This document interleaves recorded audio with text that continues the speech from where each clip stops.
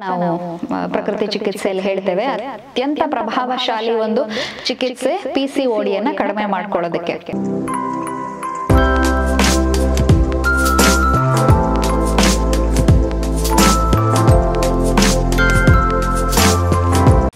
ಎಲ್ಲರಿಗೂ ನಮಸ್ಕಾರ. ನಾನು doctor Chaitra Pandit, natural medicines ಹಾಗೂ lifestyle consultant, Samanvita Chikitsalaya, Honnavar. Doctor Chaitra Pandit official YouTube ಚಾನಲ್ಗೆ ನಿಮ್ಗೆಲ್ಲರಿಗೂ ಸ್ವಾಗತ. ಇವತ್ತಿನ ಈ ವಿಡಿಯೋದಲ್ಲಿ PCOD ಅಂದ್ರೇನು, ಅದರ ಲಕ್ಷಣಗಳು ಹಾಗೂ ಅದಕ್ಕೆ ಯಾವ ರೀತಿಯ ಪರಿಹಾರವನ್ನ ಮಾಡ್ಕೊಳ್ಬಹುದು ಅನ್ನೋವಂಥದ್ದನ್ನ ಹೇಳ್ತಾ ಹೋಗ್ತೀನಿ. ಈ PCOD ಅನ್ನೋವಂಥದ್ದು ಅಥವಾ ಪಾಲಿಸಿಸ್ಟಿಕ್ ಓವ್ಯಾರಿಯನ್ ಡಿಸೀಸ್ ಅಂತ ನಾವು ಹೇಳ್ತೀವಿ.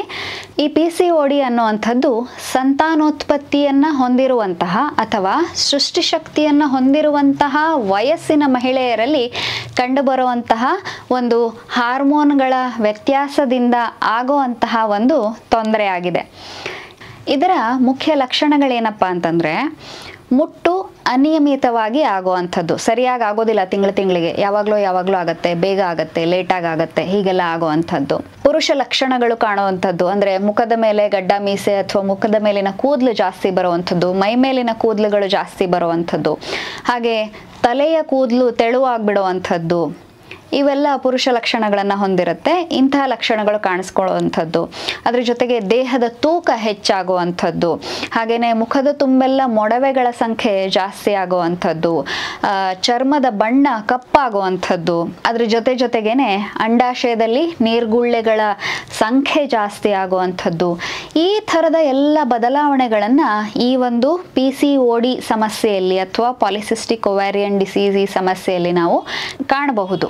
ಈ ಒಂದು PCOD ಇಂದಾಗಿ ಇದರ ಅಡ್ಡ ಪರಿಣಾಮಗಳು ಏನೇನಾಗತ್ತಪ್ಪ ಅಂತ ಕೇಳಿದ್ರೆ, ಮಧುಮೇಹ ಬರೋದಿರಬಹುದು, ಅಥವಾ ಅತಿ ತೂಕ ಆಗುವಂಥದ್ದಿರಬಹುದು, ಬಂಜತನ ಆಗುವಂಥದ್ದಿರಬಹುದು, ಹಾಗೇನೆ ಗರ್ಭಕೋಶದ ಸಮಸ್ಯೆಗಳಾಗುವಂಥದ್ದಾಗಿರ್ಬಹುದು, ಡಿಪ್ರೆಷನ್ ಅಥವಾ ಖಿನ್ನತೆಗೊಳಗಾಗುವಂಥದ್ದಾಗಿರ್ಬಹುದು. ಈ ಎಲ್ಲ ಅಡ್ಡ ಪರಿಣಾಮಗಳನ್ನ ಈ ಒಂದು PCOD ಅಂತ ಹೇಳುವಂಥ ಒಂದು ಸಮಸ್ಯೆ ಅಥವಾ ಕಾಯಿಲೆ ಹೆಂಗಸರಿಗೆ ತಂದು ಕೊಟ್ಬಿಡತ್ತೆ.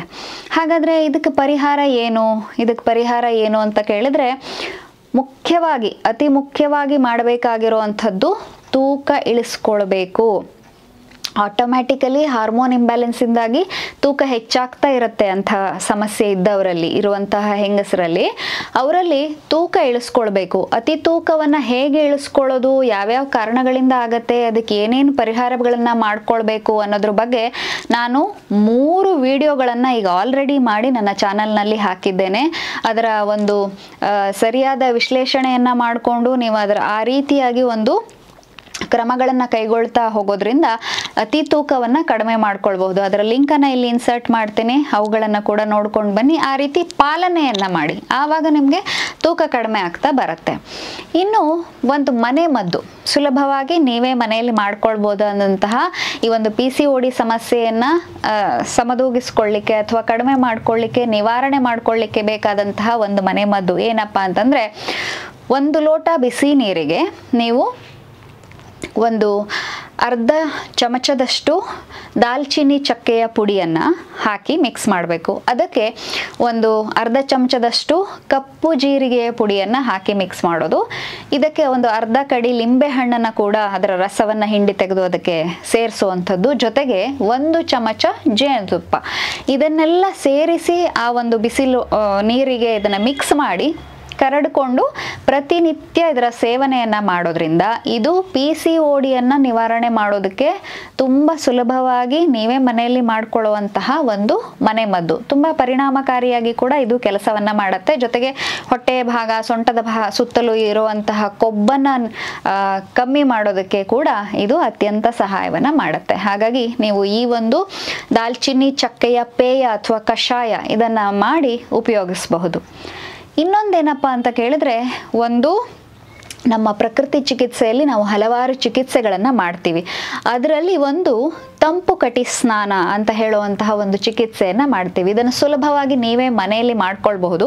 ಒಂದು ದೊಡ್ಡದಾದಂತಹ ಟಬ್ಬನ್ನು ತಗೊಳ್ಬೇಕು. ಈಗ ಹೆಂಗಸರೆಲ್ಲ ಬಟ್ಟೆ ತೊಳಿಲಿಕ್ಕೆ ಟಬ್ಬುಗಳನ್ನು ಉಪಯೋಗಿಸ್ತಾರೆ. ಆ ರೀತಿಯದ್ದೇ ಒಂದು ದೊಡ್ಡದಾದ ಟಬ್ಬನ್ನು ತಗೊಂಡು, ನೀವು ಹಿಡಿಸುವಷ್ಟು ದೊಡ್ಡದಾದ ಟಬ್ಬನ್ನು ತಗೊಂಡ್ಬಿಟ್ಟು ಇಡೀ ಟಬ್ಬು ತುಂಬುವಷ್ಟು ನಲ್ಲಿಯ ನೀರನ್ನು ಬಿಟ್ಕೊಳ್ಬೇಕು. ಮಿನಿಮಮ್ ಬಟ್ಟೆಯನ್ನು ಹಾಕೊಂಡ್ಬಿಟ್ಟು ಆ ಒಂದು ಟಬ್ಬಿನ ಒಳಗೆ ನೀವು ಕೂತ್ಕೊಳ್ಳುವಂಥದ್ದು.